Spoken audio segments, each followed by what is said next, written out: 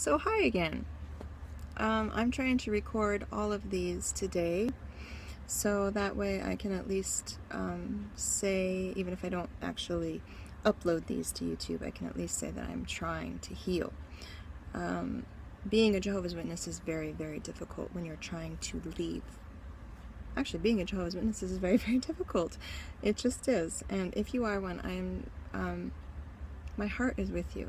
You are trying so hard to do the right thing. Please do not let me interfere with your relationship with Jehovah God. I am only here to provide support to those who don't have that feeling.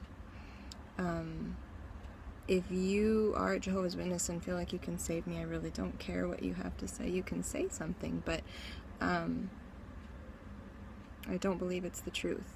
I love the people with all my heart, but I do not love the organization because it is not good for the people. And advocating for those people, yes, me, but I'm not necessarily an activist, because I'm not. I see YouTube as a way to reach people. I am hiding right now. I'm still a Jehovah's Witness. You could say I'm an active Jehovah's Witness only in the form that I have not received any restrictions on privileges or anything, and the elders are still bothering me for my time. But I have several months ago told the people that are the most important to me, my very close family members and a couple of friends, but that's about it, that I no longer wanted to be Jehovah's Witnesses. The interesting thing is, the people that I chose to tell, the people that I trusted, all of them but one actually kept it to themselves. That is interesting to me. To me, it doesn't have anything to do with,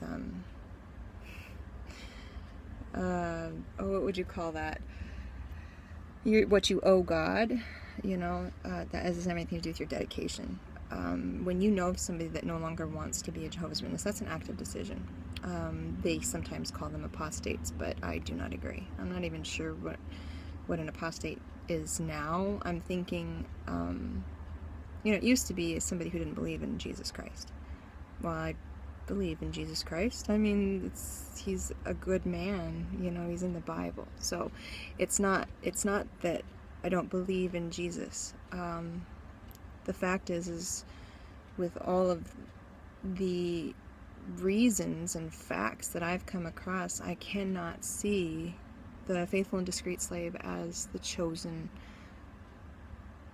channel for God, especially when they don't even claim, they claim to represent him, but not.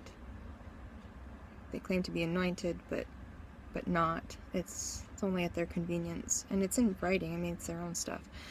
So my issue is they're not believable. There's lots of reasons, and if people want to know, I will certainly talk about it. But this here, what I'm doing is for my healing. I'm also letting others know that if you are struggling, whether you are a Jehovah's Witness or you've been one, or you're feeling without purpose, or you are just sad, need support, having issues with shunning, whatever the case is, you are not alone. And I just want to tell you, I love you. I don't know who you are, but you matter. And I personally try, without taking on the universe, I try really hard to let people know that you do matter. And being raised a Jehovah's Witness, you have been taught and told that you really don't matter, personally. So you're always taught that what you do is not good enough. If you go to meetings, why did you miss that one? Or if you went to the assembly, why couldn't you have a part? Or why couldn't you be early enough for the song? Or if you got 15 hours in for the month, why didn't you get 30? If you're an auxiliary pioneer, why aren't you a regular pioneer? You know what I mean? They always push you to a little farther, and what it does is actually breaks you down, because it makes you feel like you can never be good enough. Those who do feel good enough are usually self-righteous, and they're at the top of the hall. So just, if you're feeling like that, don't give people the power to make you feel bad. That's a lot of power to give someone. If somebody says you're ugly, that's their opinion. I mean, it doesn't necessarily mean you have to believe that. Yeah, it might not feel good, but at the same time, does their opinion really have that much power over you? I'm just learning this now. I mean, I grew up with a serious problem with self-esteem. Still do. You know, that's the beanie and kind of hiding out right now. Yeah. So, yeah, I am hiding in another state. I'll put this back up. But, will my family see this? Possibly, but I already told them I don't want to. More of the issue is I have a child. And let me just say, if my child sees this or this comes out, I love you, child. I love my boy so much. Unconditionally. You, little kid, I love you. Because you are amazing. You are my little man. You'll be my little man even when you're 50. It doesn't matter. I love you no matter what. And although you have made other choices right now, doesn't matter. Your mom loves you no matter what. Just because I can't believe how you believe, I love you anyway. And hopefully someday you'll see that love should not have restrictions. It should just be there. Of course, unless it's mean, but love's not mean. If it's real love, like I love you, it's okay to love back, even if a person tells you it's not, because that person's not cool. Anyway, moving on. I have a kid, and he is a current active unbaptized publisher, but he is active, and that is what he chooses to do. And I love him anyway. It doesn't matter. I don't actually judge people for being a Jehovah's Witness. All I'm saying to them is if that's what you want to do, make sure you do it with an open mind, that you know what you're believing. You know for a fact that the dates have been wrong. Lots. You know, there may not be dates anymore, but the 1914 date's wrong. They cover it over with this new generation stuff. It's weird, but if you go back, I mean, they change it. If you got old volumes, if you have old material, go and verify it, and you'll see that they change. They change it on their website. They change what you can actively see online, what you can download. It's different, and that's strange. They should not have to change it. It should be truth. And even if it's not truth, even if it's new light, they still shouldn't cover it up. There's a reason, you know, it's in print. If you screw it up, then that's called humility. And you say, whoops, you don't reprint it with something else on it. It's weird. It's not right. So, moving on. I came from a very, very, very zealous, well, half zealous family. My dad's, he worked hard for us kids. It's a lot of us. We ate him out of house and home. Boy, we were good eaters. Still am. But I love my dad so much. Hard worker, good man, quality man. Hated from when he started. He did not like the witnesses. He didn't believe it. My mom, however, she was 26 years old, and she had 2 children, another on the way, just ready to start a big family, and lost. So she was classic. She's a homemaker. Dad was gone. Kids didn't really have much of an education, just high school graduation, but she was pregnant in school and had to get married, so it kind of gives you just the information on the background. Very impressionable people. That's okay. It's what happens. So I'm the youngest of a large family. We've had a couple of children die in our family. Some tragic. I'm not going to go into too much detail since this is the internet, but large family. And I have brothers and sisters. Besides the deaths, we've had disfellowshippings in every way except for me. I'm the only one that hasn't been disfellowshipped. I'm sure it won't take very long, especially if my video gets found, but I really don't care. It's not something I'm really concerned about because they're just men.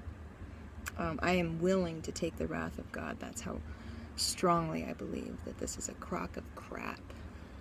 And it's sad to say that because my family believes it. But if my family wants to know, it's there. If you want to see it, it's there. If you don't, that's fine. It's kind of like the Matrix. It's weird, but true. You have to wake up out of it. It is a cult. And I'm sad to say that because I lived my entire life that way, and it's embarrassing, but it is what it is. So, my mom has pioneered for 40 some years, and she's on the special pioneer list, infirm, so basically she can be a pioneer and not have to do it. She can't walk very well. She's not very healthy. I really wanted to wait to release this until after her passing because I didn't want to cause any problems, but she's keeping much of my family, including my son, from really being close to me, and there's serious wrongness with that. Unconditional love is it's okay, and conditional love is not okay, Mom. If you see this, it's true. You could argue with Jesus Christ on that one, and I think he would win. That unconditional love is really the true kind of love to have. We don't get to judge if someone is good enough, and if you won't talk to me because I don't want to be a witness, that kind of means that you think only witnesses will inherit any kind of positive afterlife or paradise. That seems very presumptuous, considering there's a lot of good people out there that sees the Watchtower and what they really are trying to do, which is manipulate and control those within the organization. It's too bad, really. So, I was a pioneer. I had a child, and I was married almost 18 years. And I'm not going to go too far into that other than the fact that it wasn't a good marriage, because no marriage that is in a Jehovah's Witness marriage is a good marriage. It's really, really hard to take care of each other's needs when you have even the church in bed with you, telling you what you can and can't do. So, yeah, very difficult thing to deal with, you know, and going through a lot of the problems that I had personally with my life.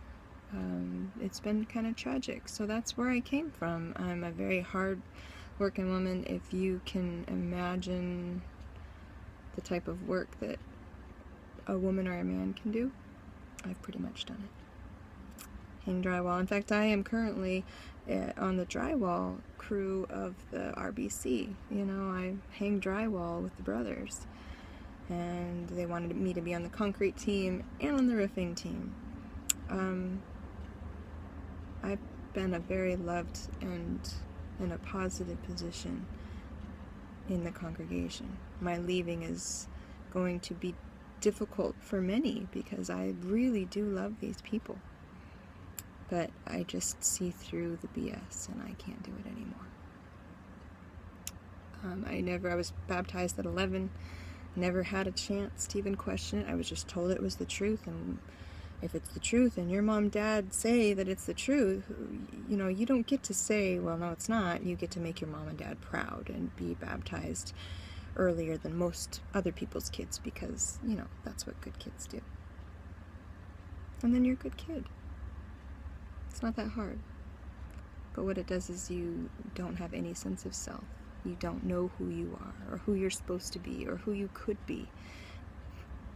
You can't go to school. I mean, it's extracurricular activities, art, all of those things that make children are strongly discouraged. And what it does is it creates little depressed zombies. And that is what the little Jehovah's Witness children are. I was one. I can say it. It's sad. It's lonely. It's unnecessary. And it's not something I would like to have for my son. So I wish him to have freedom to choose and keep that freedom for the rest of his life, to choose whatever he wants to be. I love you, son.